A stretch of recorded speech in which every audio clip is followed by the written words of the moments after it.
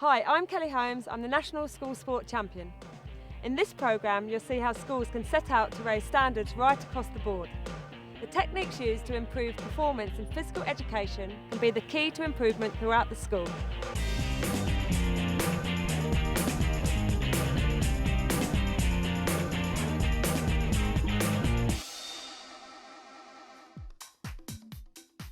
The Haysbrook School is an all-boys school in Tunbridge in Kent. Although Kent is an otherwise selective area, Haysbrook has a non-selective intake.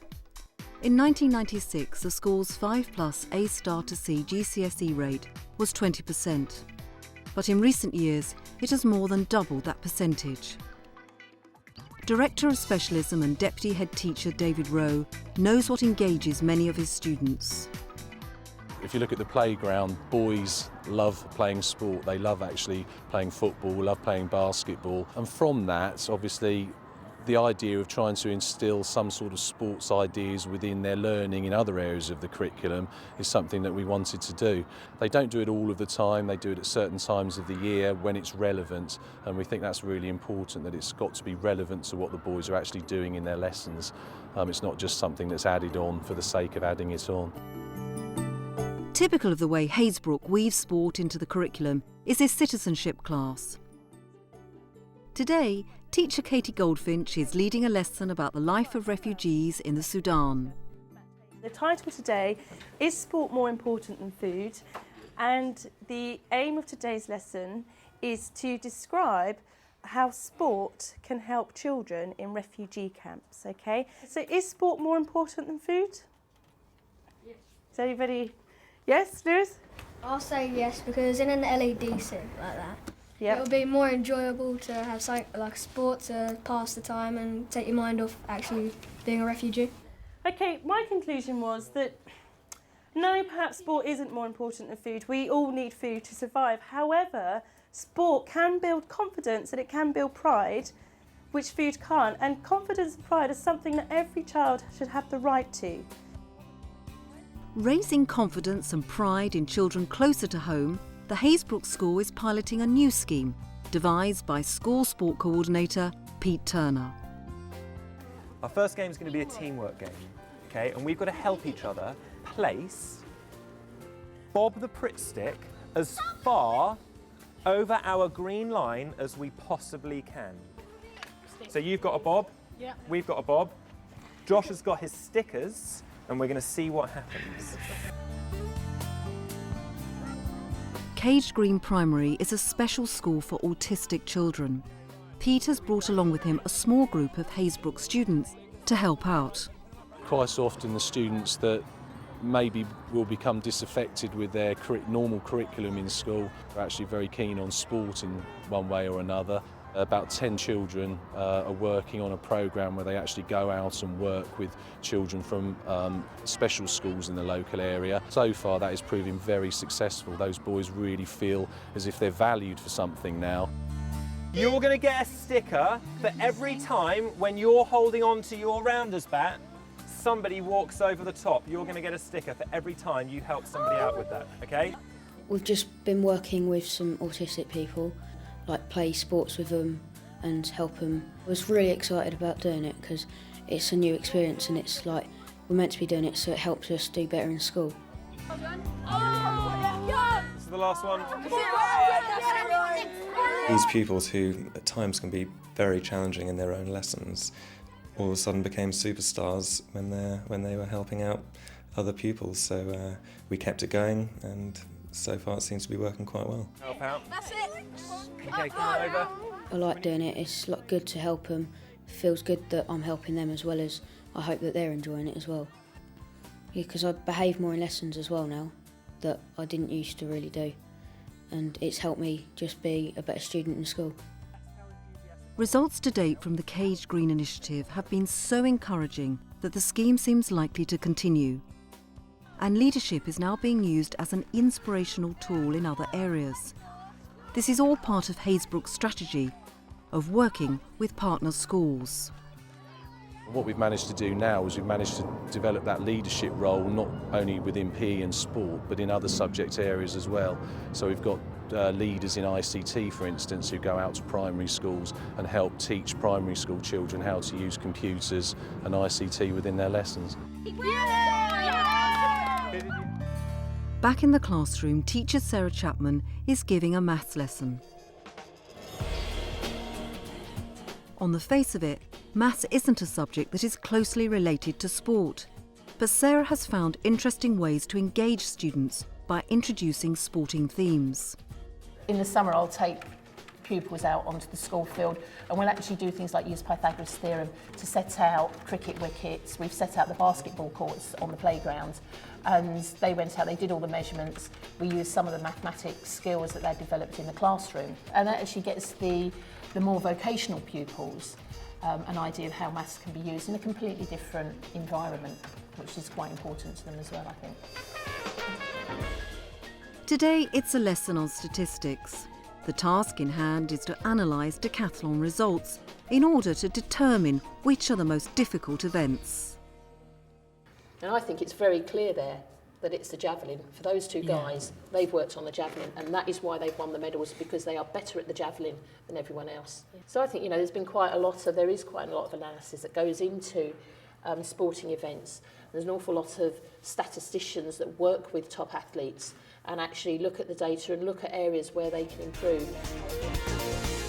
As a school working with young boys, we are aware of their learning style. A lot of our children are either visual learners or kinesthetic learners. In physical education, obviously, it is a kinesthetic activity. They like to be doing things, and again, a lot of our boys like to learn by being active, so it's the ideal situation. Typical of the visual approach to learning is the way video analysis is used to improve basketball skills. We're using a motion analysis software to help the boys evaluate and improve their performance, and not just the performance of others but their own performance. So again, we're developing their independent skills and this independent learning side. Okay, over you go, Joe, over you go. The camera will take the footage live in the room. The laptop then delays the footage by 6 to 8 seconds in this case. They can then do their shot, move to the side and evaluate what they've done straight away. So the laptop effectively delays live time in the room. That's it, watch, John. Okay, now you can answer your questions because you've seen it. Okay, get a sheet. Really, they look to identify faults and weaknesses or improvements they could make through using the software. They'll then go away and practice those and then come back hopefully with an increased knowledge and understanding of the technique that they're doing. To make it a massive impact really in terms of things like focus and behaviour, maintaining that on-task behaviour as long as we can through the lesson, but also increased mastery and understanding really of techniques and ideas within PE. Excellent work. Very, very pleased with the fact that we can execute the process of evaluation. Now, would you agree that through the use of the video at the start and the fact that you've been able to watch yourself straight away, immediately after you've done it, do you think that's improved the speed at which you've learnt? Yeah, okay, and it's improved some of the things that you've picked up as well. At Coseley School near Dudley in the West Midlands, video technology has been integrated into the curriculum to such an extent that staff and students now contribute to their own TV channel. The Coseley School is a comprehensive and specialist sports college with 950 students on roll. The innovative use of ICT and PE teaching has brought about positive changes to the ethos throughout the whole school. And it's at break and lunch times that the driving force for change becomes obvious. Coseley TV. I think it's had an impact because not only can we see our achievements, but other people can see, because sometimes people aren't aware of what other people have achieved in the school, but now everyone can see. From the early days, the school's cameras were used to film sports days, matches, performances and other special events. Now, every break and lunchtime, Coseley TV plays on screens throughout the school. This exposure has enhanced students' confidence and self-esteem. a benefit which has been extended to other areas of the curriculum. And the TV channel has demonstrated its ability to change lives. By the time he was in Year 9, Craig was on the verge of permanent exclusion. He had little interest in school, apart from dance classes. His GCSE dance performance piece was the highlight of the school's dance festival and became a big hit when it was shown on Cosley TV. When I was in school, they introduced the TVs on the wall and started to put most of the lads' stuff on there and seeing yourself on there, which made yourself feel a bit proud. It's definitely raised self-esteem in the students and it's definitely built confidence. It's also given students a greater opportunity to evaluate their work. The exposure on Cosley TV helped to change boys' negative attitudes towards dance and encouraged Craig to rethink his career plans.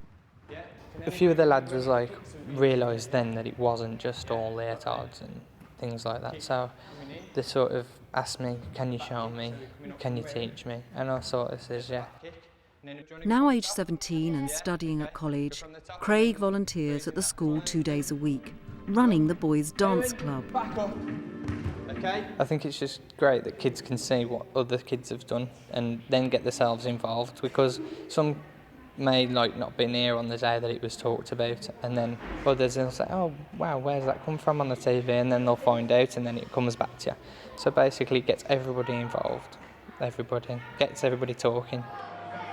Craig's positive experience has been replicated in many other areas of school life. Lunchtime behaviour has improved because students are engaged by the TV channel and participation in extracurricular sport has increased. The school's investment became even more worthwhile when staff outside the PE and dance departments spotted the potential for extending the use of the technology. Cosley TV has been used as a showcase for a variety of extracurricular activities, such as the Duke of Edinburgh's award expeditions, and their video equipment has been crucial to the school's animation club. A lot of the equipment, the computers in this room, the lighting rigs, the cameras, have all been paid for out of Sports College money, and we've been fortunate enough through cross-curricular links to use that equipment and to have after-school clubs. One of the club's biggest hits was based on interviews with teachers about their attitudes to Christmas. I'm still a child. My mum still just does me a stocking. I think Christmas has become a lot more commercialised now. It seems to start a lot earlier. I think the one thing that really makes me feel quite good about watching the Cosley TV is looking at the students and their changes of facial expression when they see themselves on TV. It really is quite inspiring for them, and you can see their confidence and self-esteem raised just by watching themselves on the TV channel. At Hazebrook and Cosley, physical education and sport have had a profound effect. They have helped students to achieve in curriculum subjects way beyond physical education. They have raised pride and achievement not only in school but also within the local community. And particularly through leadership schemes, sport has helped to re-engage disaffected students. At the end of the day, Deputy Head Teacher David Rowe is in no doubt about sport's whole school effect. You know, sport plays its part. It's not the answer to everything, but it is one of the pieces of the jigsaw that we use to inspire children and make them interested in school.